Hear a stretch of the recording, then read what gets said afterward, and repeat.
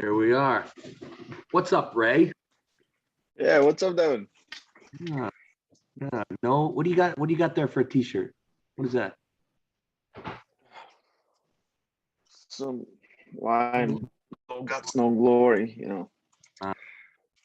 Nice shirt. So 2 weeks out. Oh, did we lose you? Yeah. No. I just checked my internet connection. I'm sorry. Okay. So 2 weeks out. Yeah. Getting real close. Real close. Yeah.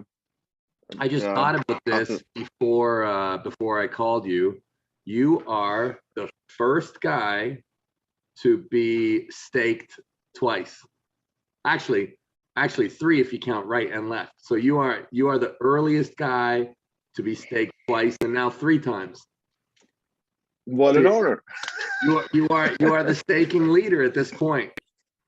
Yeah. Well, it's I think it makes sport much more interesting, and it makes people who are not directly involved on arm wrestling table make it the sport more interesting for them. So I think it's a great thing.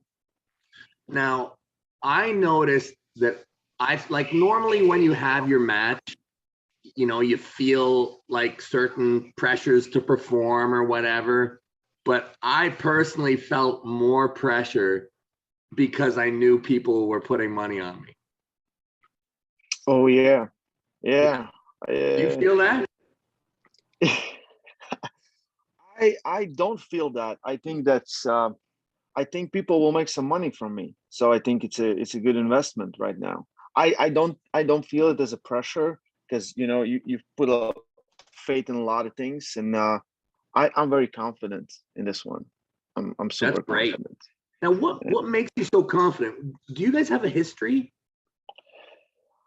So it all started, I think, back in 2019. I was doing some seminars in Norway, and on the second day, Frode comes because he lives in Bergen, and it's very close from the place where it was Hardanger Open, and the place where we're going right now.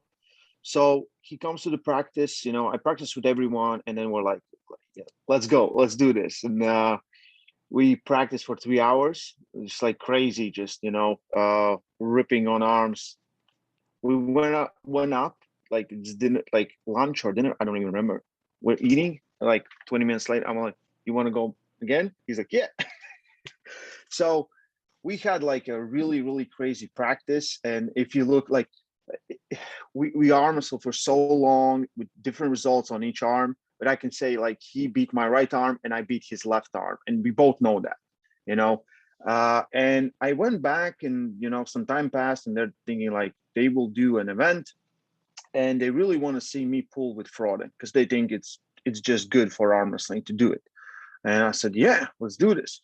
And at that point, like, I think there was a switch, and I changed everything I've been doing for, I don't know how long I'm in a sport, 12 years. I changed everything, mostly my attitude, because I'm I govern the whole body of arm wrestling in Latvia. So I have a lot of responsibilities. It's coaching people. It's doing events, like a lot of events, 7, 10 events in a year sometimes, not on COVID times, but, and whenever it's time for me to perform, I lost so much energy with everything else because every time my students are competing. So if I go to Europeans or go to Worlds where we usually train for, I spend like 3 months in real preparation together with everyone, but I'm exhausted, and I really cannot perform.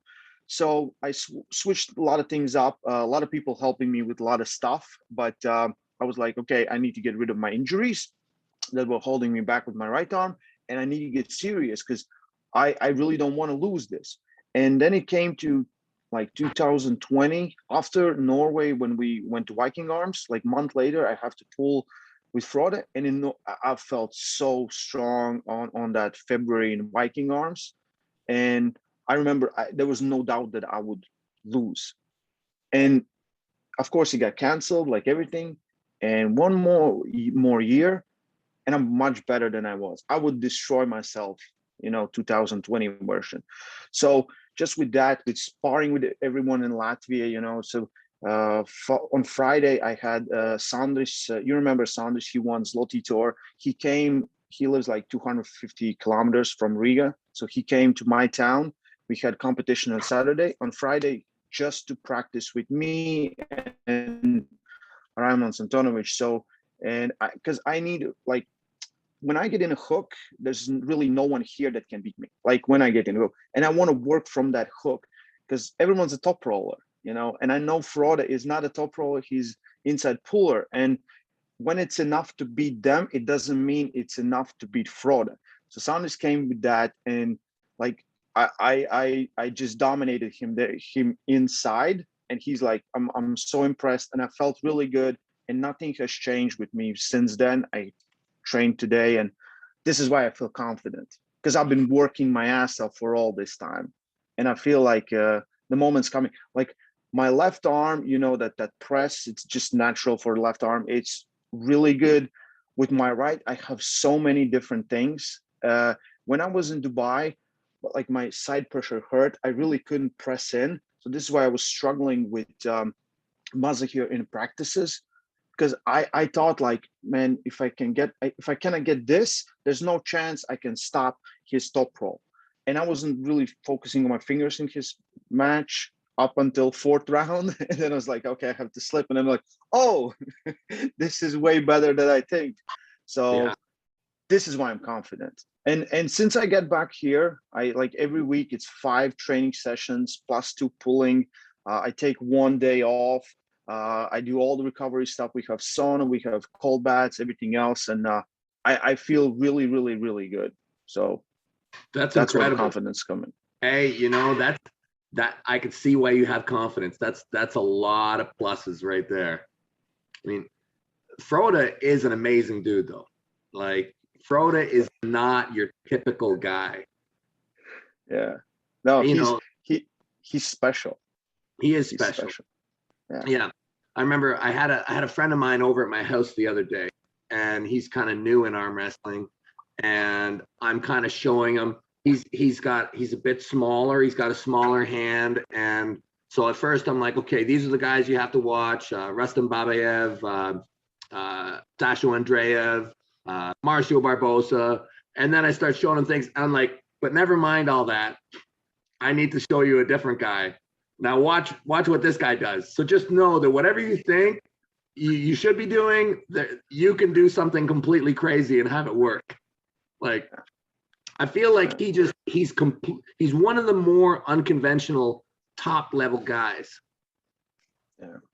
I always put him like at my, like, your all-time best super match athlete in arm wrestling, my opinion. And Frode is right there, like top 3, top 5, because he's so good. And I know we're talking with Neil that everyone like wanted a match with him, because everyone thinks like, you get him to that position, like how can you lose? And he keeps winning from that. Another thing that I forgot to mention that I worked so hard on this, and I think when we were pulling with him on that February in 2019, I remember there were points where my hand got so exhausted that I couldn't access anything, and it's one of the worst feeling in arm wrestling, when you really cannot do anything because you're just so tired, so pumped. And then I remember when we pulled with you, and I was like Devon pulls so much. And the thing that I learned from you was slow down the practice. Don't try to beat the guy. Try to control the guy. So I went back to Latvia, and that was a thing I was doing for a month. I was working with guys that I can control, and just working my way up to stronger guys. Now I can do it pretty much with almost anyone here.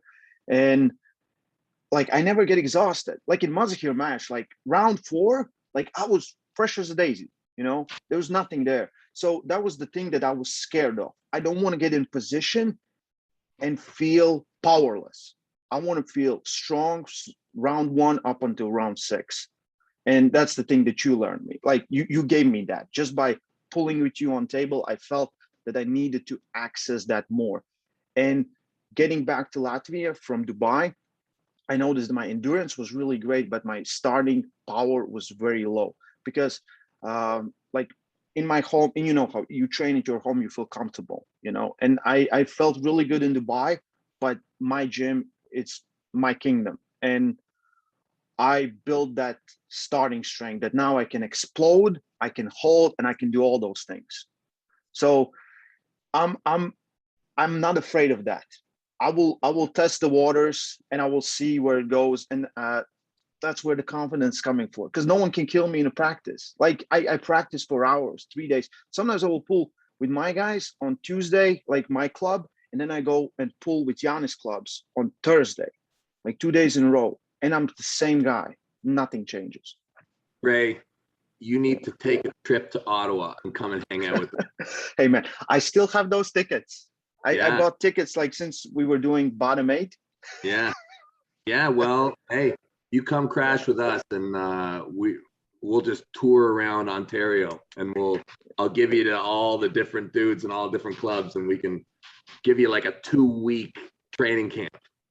Yeah, that was like that's one of the things I really want to do. Like with all this, you know, traveling situation sorted out, I really want to do something like that because like I want to be coach and I want to train great athletes. That's my goal, my end goal. Like this is not about me, but you know, sometimes like I love arm wrestling so much that I'm willing to, you know, put myself in this kind of match. But I really love to pull with guys that I never pulled who have extraordinary things in their arsenal. Like I pulled a little bit with Engid, and I'm like, okay, this is what he does. And I pulled with John. I know exactly what John does. It's very hard to, but my thing, I want to recognize those things when someone walks in my gym. So when someone has that talent, I know what guy and what blueprint we can use. So I'm always loving to put, but like I want to pull Todd Hutchings. We didn't have a chance to pull with Todd, and I want to just try Bozhidar. Like me and Bozhidar in Turkey, we wanted to try because he's so special. Another, you know, and we're going to the table. We're gonna pull, and they take the table away, and I'm like, no, No, you didn't get a chance to pull him. No. That's yeah.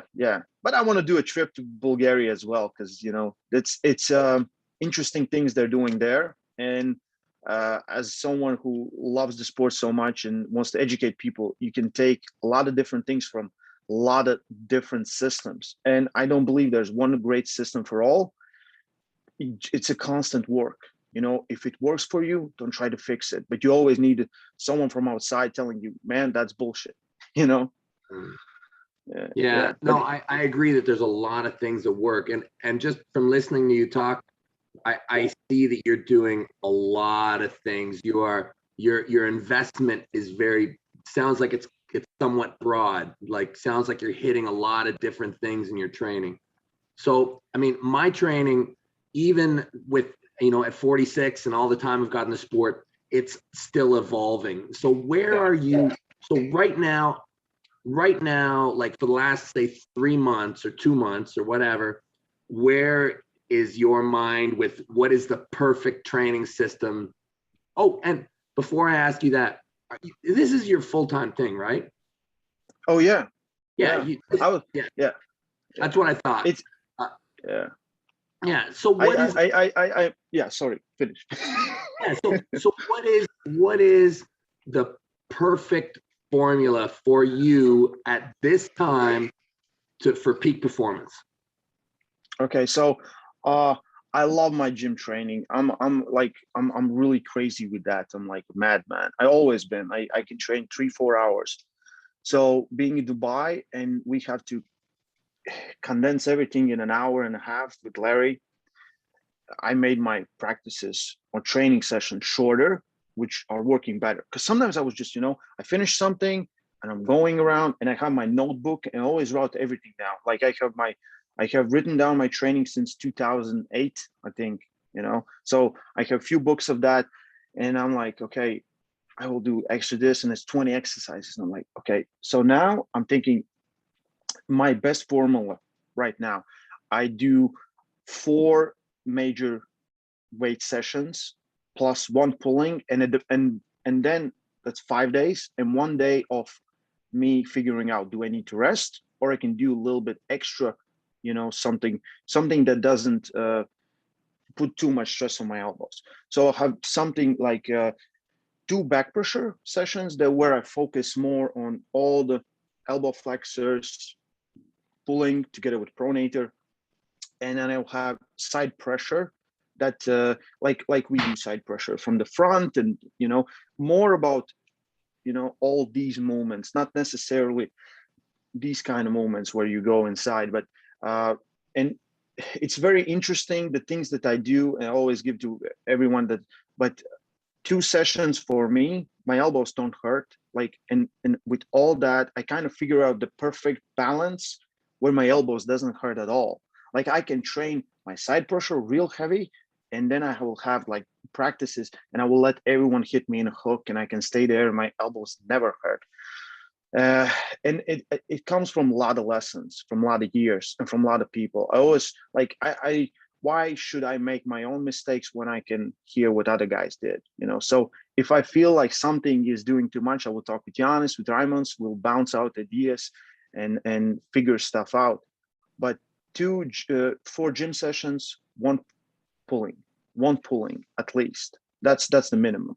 Because we used to be doing it like, I finish gym session and then I will do my pulling right afterwards. But it adds so much stress that I go hard for 2.5, 3 hours, and then I want to pull, and then recovery time just increases, and I want to decrease it, and I want to be fresher for those pulling sessions.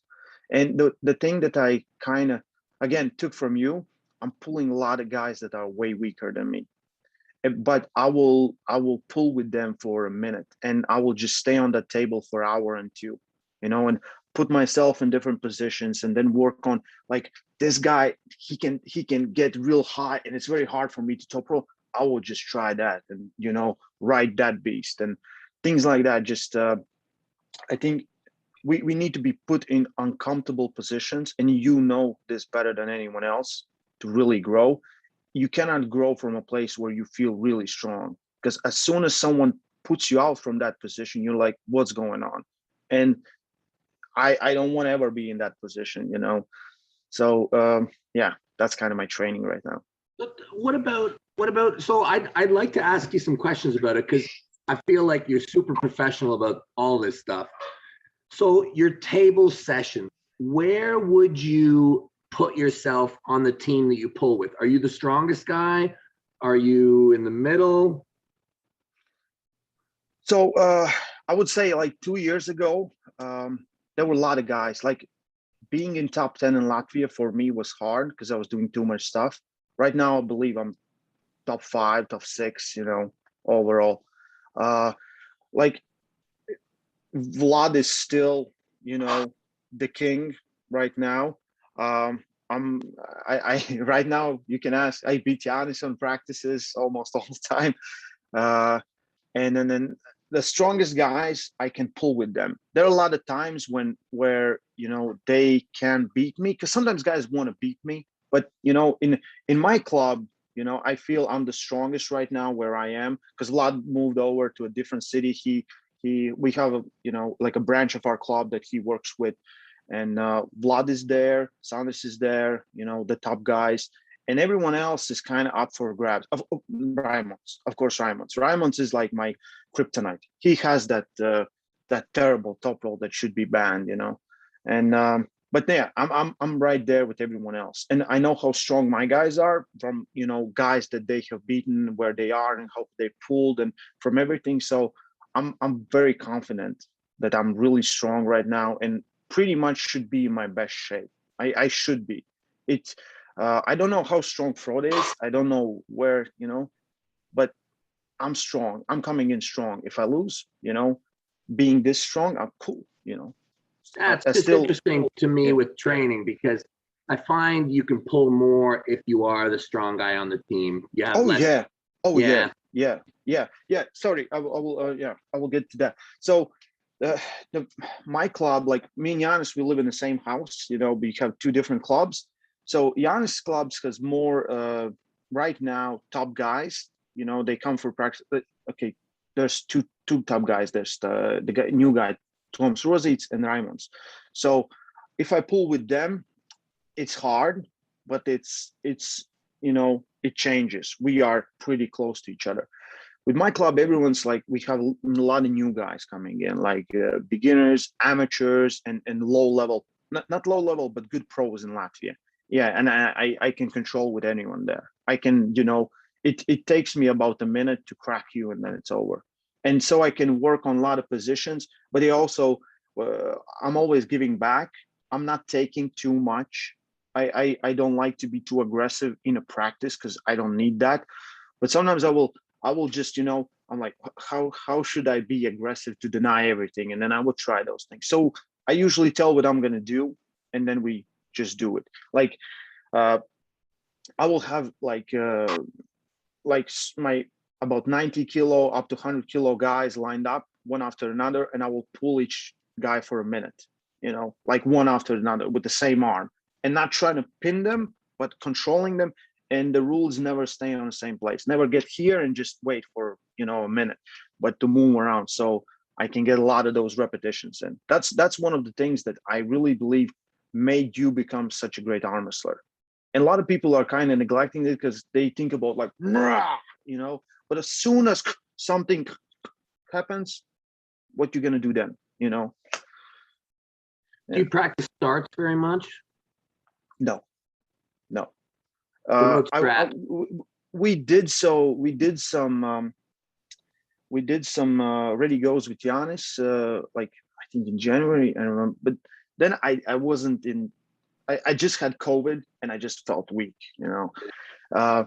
and we did an interview with Neil with Levin, and someone asked Levin, do you practice starts or something like that? And Levin said, like, really good take. He's like, no, never. If you feel confident, you can do it.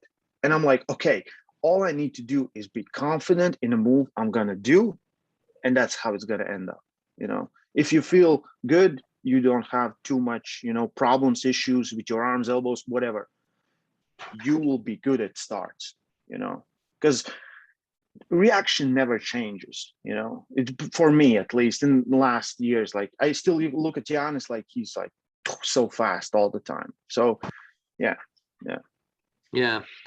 We don't practice. I find it's more damaging than it is beneficial myself as well. You go too hard. You go way too hard. And these are, again, some guys that want to win the practices, and then some guys like it, some guys don't like it. I'm really not a big fan. All you need to know is what you're going to do when you hear that go. What is the body's moving pattern? Or ready. Yeah. Never hit on go, always hit on ready. There we go. Yeah. What about in your gym sessions? Do you have a typical rep range? So I change everything up. So my idea, like, I will do one workout for about 3 weeks, and then I will get almost everything is new exercises or some little variation of that exercise, because it's always like this. You always go up the hill and then you're going to fall down that hill. It's continuous. It's always like that with almost everything. So right now, when I'm working with something, I will go rep ranges from 6 to 8. Like, if it's like back pressure exercise where it's heavy, I will do 6 reps. If I go lower, again, I might damage myself. I might go too hard. That might impact my next session.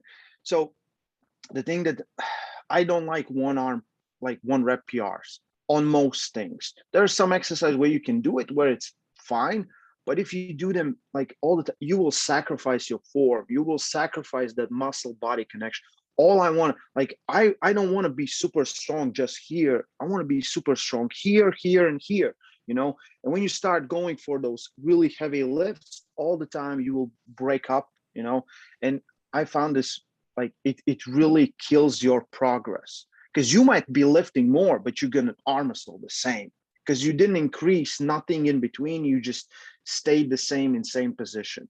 So I'm not really big fan of that, but depending on the exercise, like hand and wrist, I really haven't done anything less than 8 reps, because I usually will go more. I'm thinking like if I have to hold on to something, or we're taking a grip, it's never like, take a grip and curl it. It's you take a grip and someone, works on your fingers all the time, and you need to think about those things. Everyone's always like about that pump, and I know Michael does his circles for endurance. I think the best way to build endurance on table is practice long matches. Have a 2-minute match where you're trying to work out, trying to figure out stuff, trying to hold on. That's how you get these. I never get pumped. Like in Mazahir's match, it was ridiculous how much fresher I was compared to him, because I was still working on him.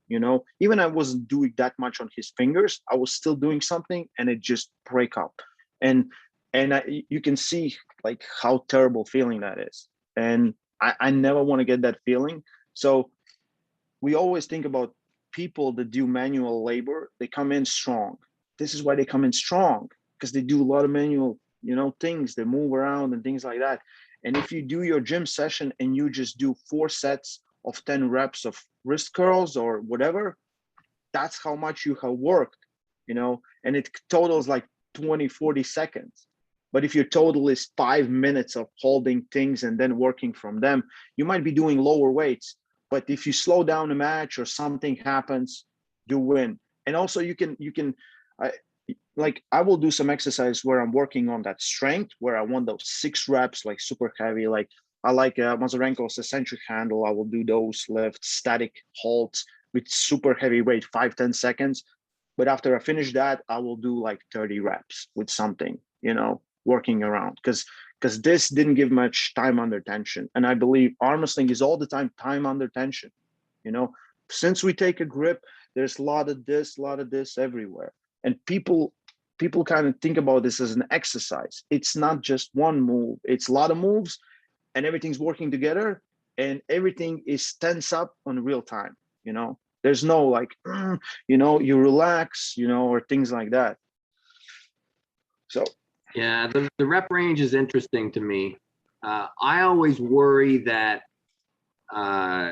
too much volume affects my twitch speed, and I have terrible twitch to begin with. I'm probably the slowest elite arm wrestler that there is.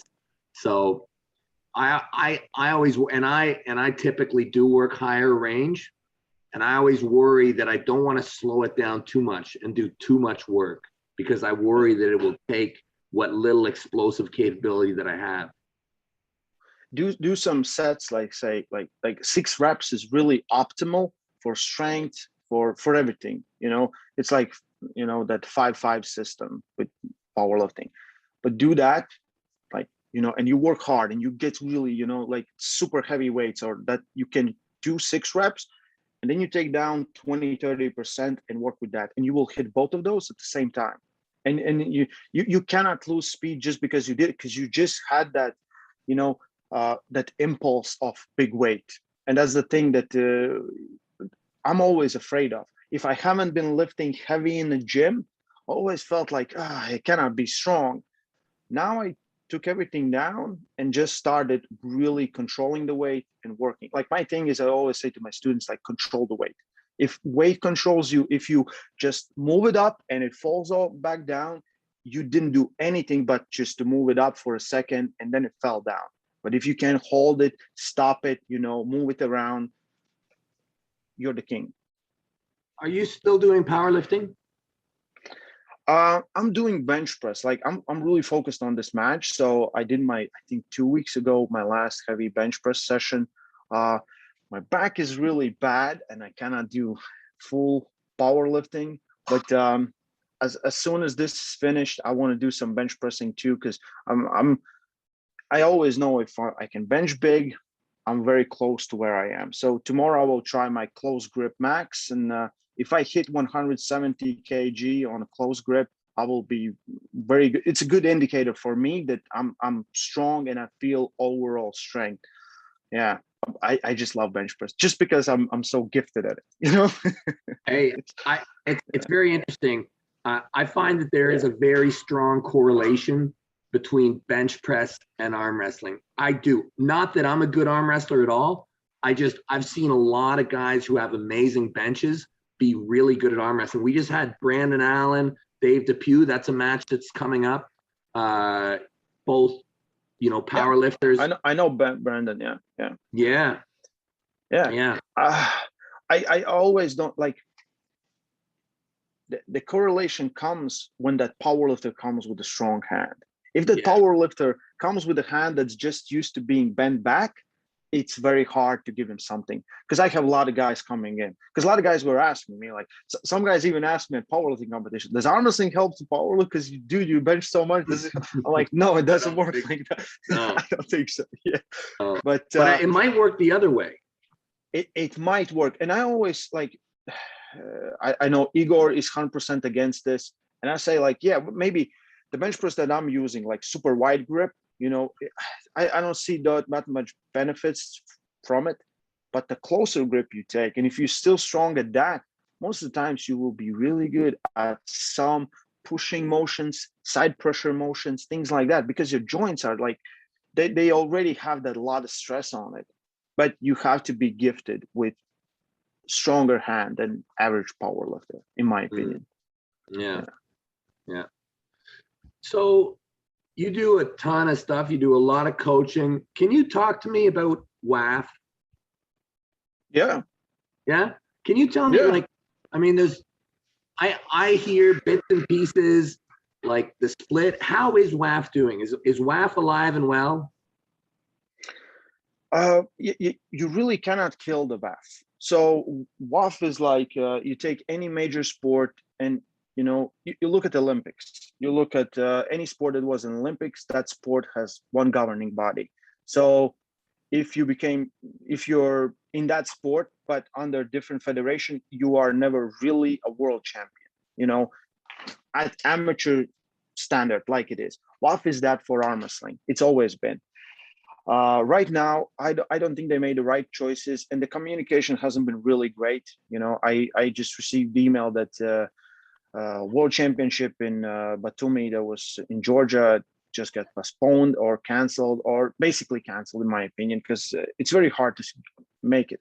I think they just needed to be doing that in summer. When we know COVID cases will be low, everything will be open. Now again, autumn, everything's closing up, winter, and the split. I don't know about the split, because I hear a lot of people are competing left and right, and no one's batting an eye. So it's very interesting. I hope it all goes kind of just goes down. It just we just forget it. We vote on it again, and we're like, okay, you guys come back in, because a lot of countries were thinking about leaving WAFF, and for us too in Latvia, we won't leave WAFF right now, or in near future. We get government support. It's only recognized. Arm wrestling is recognized in Latvia because we're under WAFF. That's recognized by Geist. So there's a lot of instances and a lot of countries that are benefiting from it. It's very hard for some countries to understand, or some athletes to understand it, because they don't get anything from their government, and arm wrestling isn't even recognized in their country. So when guys are talking WAFF and someone like, yeah, WAFF is stupid, and they say things like that, they don't really understand what's on the line. And the competition level is never higher. You get the best two guys in each class almost all the time from most countries, arm wrestling countries in the world. Not everyone comes and not everyone competes, but you get that. And it's doping tested, and the rules are strict, and everything is there. There's some problems, and I think they should fix those problems. Yeah. How does it work in terms of government support? So right now, like we receive funding. It's not much. It's pretty mediocre sum to most countries, but for us, I can with that sum, I can send 20 people to Europeans and Worlds, and I can make 5-7 competitions in Latvia. So that's the money we get. Plus, if someone wins a medal in European Championship or World Championship, the athlete gets money from government and the coach gets money from the government. So we had Vlad getting second place in Worlds, and he get money and I got some money, and it was first time when we received something like that in Latvia. And it's really because we are very more interested in that kind of thing. Latvians always been more interested in that because for us it's more fair, and it's we see the structure there, and this is why we're going for that. Now the times have kind of changed because there's so many different things you can do for so many different athletes. And the WAFF PR department isn't the best because sometimes you don't know who's the world champ. You're like, this guy, I never knew, and for us it's like if you get a scholarship, like sports scholarship, if you go to the school and things like that, then we have a lot of benefits from being under WAFF and competing there. And for us, it's really, really important because that kind of keeps arm wrestling alive here. Because people before I became the president of federation, they invested like 25 years into this, and we are kind of now just reaping the benefits, or at least getting something. Because most athletes in arm wrestling never get anything from the sport. They spend their money on traveling, on everything else, and I try to do that with my athletes where they don't have to pay for going to WAFF Worlds or Europeans, or some other tournament where we can go and pull. But there are many different outlets right now, like super matches are really hot, like, and things like that, where it's interesting for an athlete to build a brand. And I think if WAFF doesn't recognize that athletes now can build a brand and kind of just skip this part, it's going to be very interesting because they created the most talent in the world that we see. Most of the guys that we see, at least from Europe, and top guys, at some point they were European or world champs. Yeah. You okay? No. Cody's just telling me I've got to move upstairs because they're doing an audition downstairs, and I'm too loud. Hey, Jody. No problem. Yeah. I think you guys are so lucky that you have that. We don't have that in Canada, and they don't have that in the United States either. It's rare to have that. I agree. It's so cool for me to hear that there are countries, like Latvia, that support it right from the government. I think it's incredible. And what a great base, to start as a junior or whatever and come up in the WAFF system and then stay forever or, move on. But what a great base for your entire country. It's the thing that, like, I'm really, like, this is why I'm not the great athlete as I always wanted to be, because I always wanted to be a great athlete. I'm just, because I'm working on those things and trying to make if I couldn't get it and I wasn't that talented, I want to find someone who is that talented and make him feel like you are appreciated in this sport. Like yesterday we had competition and we had 17-year-old junior under 75 winning the overalls. Like, this guy is a killer. He's so good. He's training under Vlad now, and he's presser, because I started pressing, Vlad started pressing, and we have like new generation of pressers.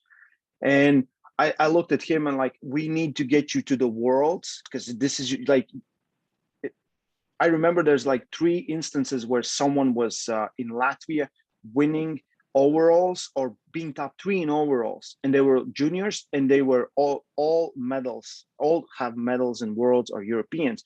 So that's always a great indicator for me, because we're such a small community here. It's we're like 2 million people and maybe 120 interested in arm wrestling. There's more now because of social media, and a lot of people. I had people recognize me on I was going to the mall and someone's like, "Hey, you're Ray. You pulled in King of the Table. I watched that." I'm like, "Cool." Awesome. Great. Yeah. Yeah. Going. So would you say that this match between you and Froda, you are the pointy end of the spear for Latvia, and Froda is like the result of his nation? Is Froda how good is Froda in Norway? I think He top 3. I think he's top that's 3 what I in would Norway. say. Yeah. Top 3. Yeah. Yeah. I don't think I'm top 3 because you still have to beat those guys to be there. I'm not the pointy end of the spear, but I'm very close there. But I think Latvia has more talent. Way like our best arm wrestlers are way better than Norway's best arm wrestlers. No offense to Norway, and they know that. Like me and Maratz went there, and you remember what happened. And at that point, I wasn't even number 1 at 90 kg, and Maratz wasn't number 1 at 80 kg. You think okay, you think he can beat Lars? Frode? No, not Froda. Not Froda. Maybe super top roll man. Right. Oh, Raimonds. Yeah, right. Yeah. I don't know about Raimonds, but I think. But what about Vlad? You think Vlad can beat Lars? That would be really interesting because Vlad has that silver bullet. He can go up or down. It's very interesting. I don't know about where Lars is because Lars hasn't competed so long.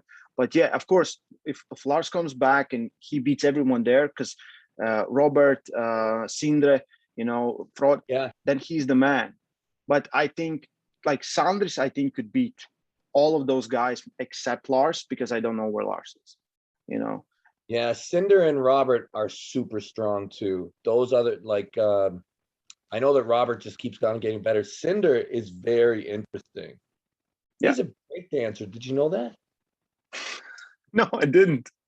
Yeah, no. That's why he's such a good presser because he can yeah. Oh yeah, I have seen that. Yeah. With one arm. Yeah. On the floor. Yeah. That's right. Yeah. That's why he can press like a maniac. Yeah. Yeah. Well, we don't have that much super heavyweights, and they have a lot of good heavyweights. I don't know where they stack up with everyone else, but our middleweights and everything else is way superior in my opinion. Way, because even now the guys that are coming are all of the guys are top 10 in Latvia.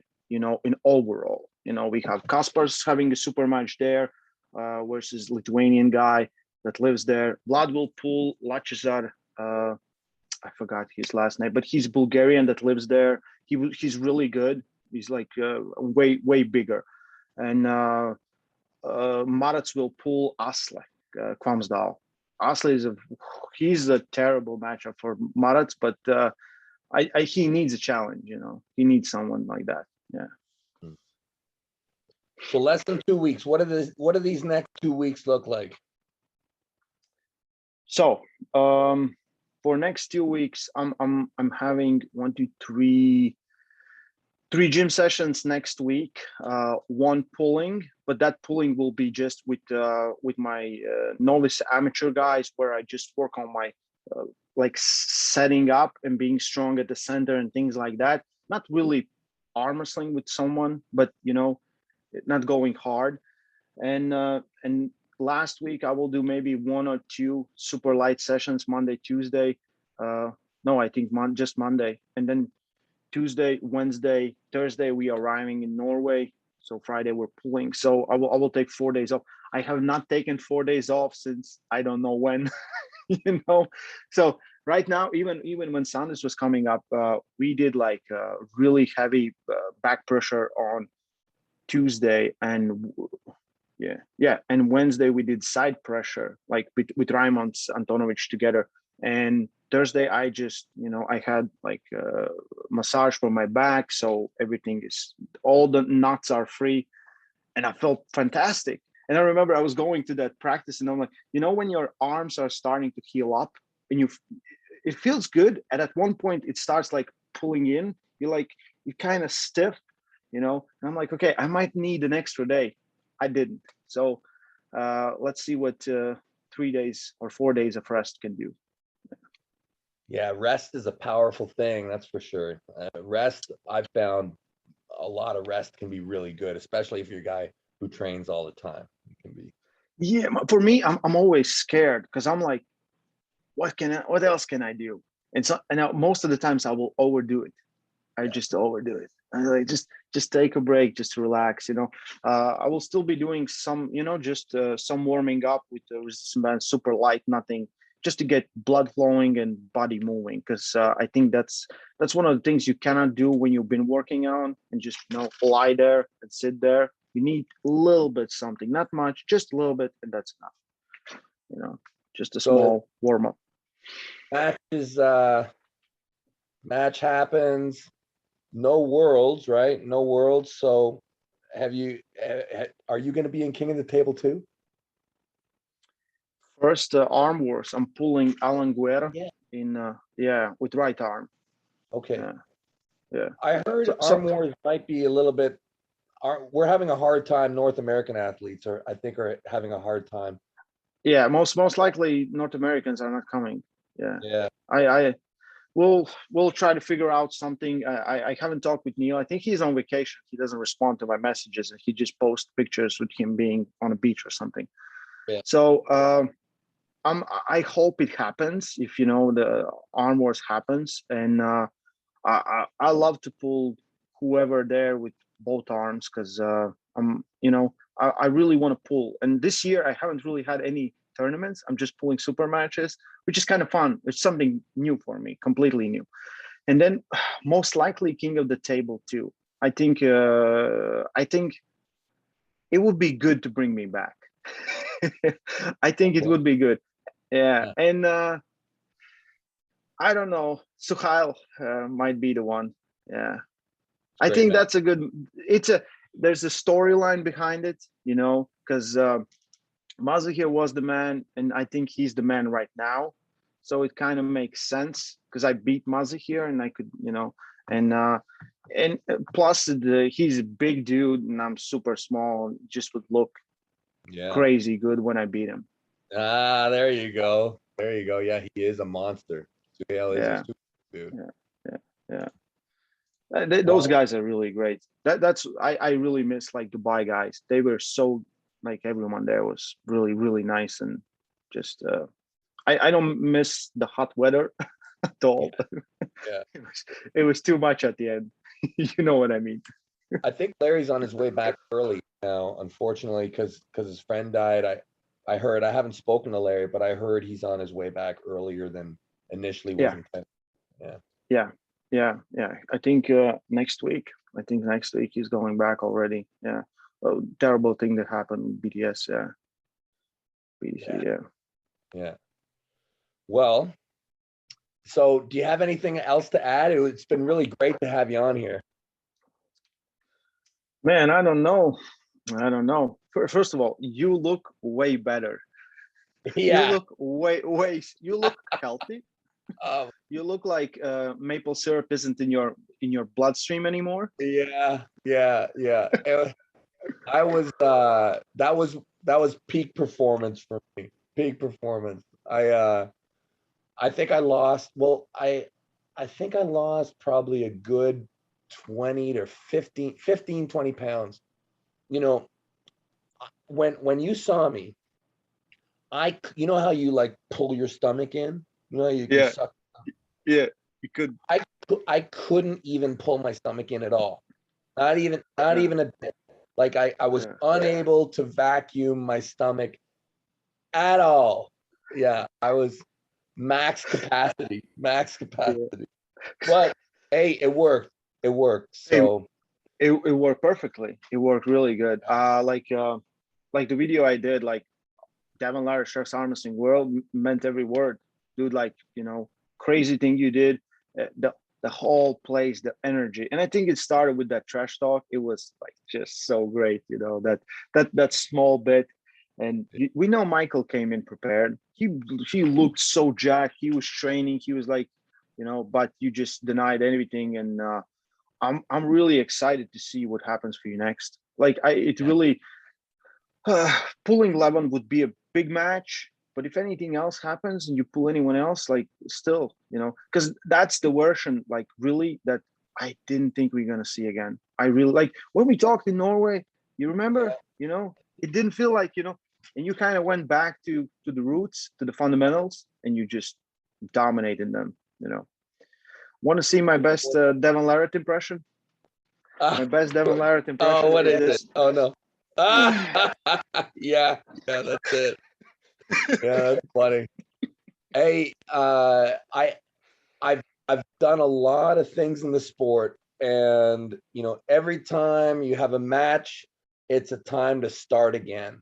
You know, you have a match, you start again. You have a new match coming up, you can make a new plan. And I took Michael super seriously, and I tried to just do everything precisely. I thought that precision would be the answer. Some notable stuff that I did is I never hit a PR. I never worked too hard. I worked a lot. I did a lot of work, but never did I hurt myself. I was so careful in my entire block, never to hurt myself. I was very careful. So I think that's important. I think it's so. Arm wrestling is not powerlifting. People keep forgetting this. Everyone who's watching, it's not. It's someone. Someone wrote me a comment today. I haven't yet responded it. I responded it in my head, but someone wrote me like I was showing some pronation exercise, and someone asked me like, "What's a good weight that I know that I'm a good top roller? I have a strong pronate." And my answer is when you start beating guys with your pronator, or your pronator allows you to stay in a match, that's how you know you have a strong pronator. It doesn't mean shit with how much you can curl when someone busts open your hand.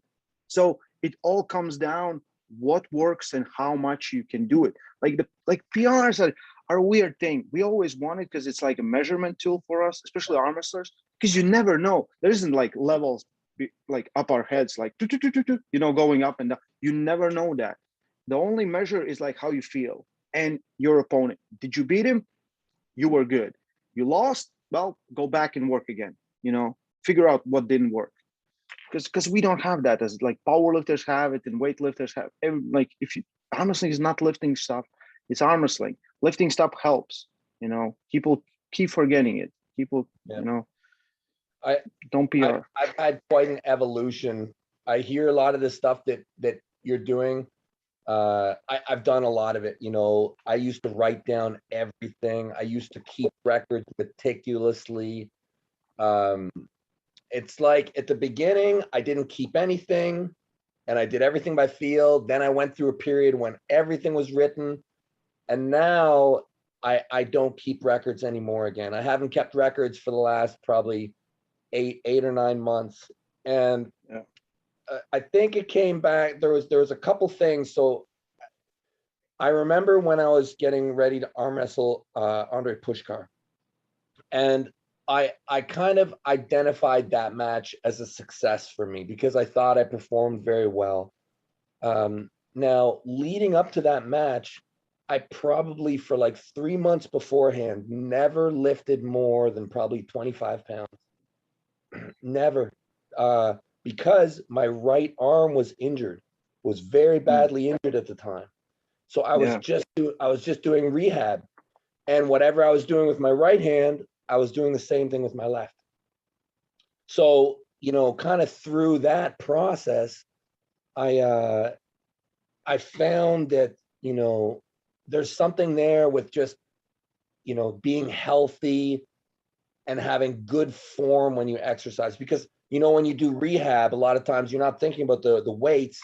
You're just thinking about the form, the movement. And I think so long as you are making a correct deposit, that the failure, the effort level, it doesn't really matter. Good form is so important. Good form when you lift. Yeah. It's the form part. It's like arm wrestling is really, it's a mind muscle connection, or how good your muscles work together. Because we don't arm wrestle with just one thing. You don't just do this or this. You know, we have a lot of stuff involved. So you're always as weak as your weakest link. And if you don't work something and you keep losing there and you still want to improve other things and not that, you're always going to end up in the same position. You know, it's the training part is very weird. And I have always so many questions asked on our channel. And, you know, some guys will say, well, I listened to one thing that Travis said, or you said, or someone else, you know, and I'm just doing that. And I said, like, you have to understand from what place they're coming from. Are they coming from beginner place, or they coming from 30 years of experience place? So I try to think of myself as a beginner, like all the time. Like, and so sometimes my guys will ask me, why don't you give us these exercises that you do? I'm like, first of all, it doesn't work with your style. And second of all, you kind of don't need it right now, because you're gonna get better with, you know, with bigger things that you do, not being super specific in that area. So the exercises that I'm giving and training, and, you know, it's mostly what will work with general public. You know, if you're just coming into the sport, this is kind of blueprint that you should be doing. And for me, it's been evolved. Like the first plans that I posted online in 2019, 18, I think, I don't think like that anymore. I think a lot of different stuff right now. And I kind of, for me, I want to find that formula that works for 99%. That guy comes in, I kind of understand what his best style could be, and I give him the workout for that. And he keeps building block by block, block by block. And it's never about hitting PRs. It's never about that, because it's the one thing that kind of ruins the community with PRs. It's fun, but we are arm wrestlers. We arm wrestle. It's very interesting. Like this times, you know, everyone's giving these challenges left and right and talking in this. I remember when you have to go to a competition to win the competition, to be the man, not go directly to the man and try to skip 20 steps. You know, it's an interesting landscape. Everything's changing, and we're gonna adapt to it. But I still think you kind of need to earn your stripes. You need to go to competitions, win, lose. Let's see where you are. You know, when a lot of guys are like lifting things and level is this, and I can beat this, go and show it. For me, like, it doesn't work. This is why the 2 years have been so frustrating for me, because I'm more about like reality than fantasy. When someone's like, well, John Berzank in 2004 versus this guy in 1999, who wins? I'm like, never happened in those years. We don't know, but it happened here. So the same way with training, don't live in fantasies that lifting big weights will automatically get you stronger.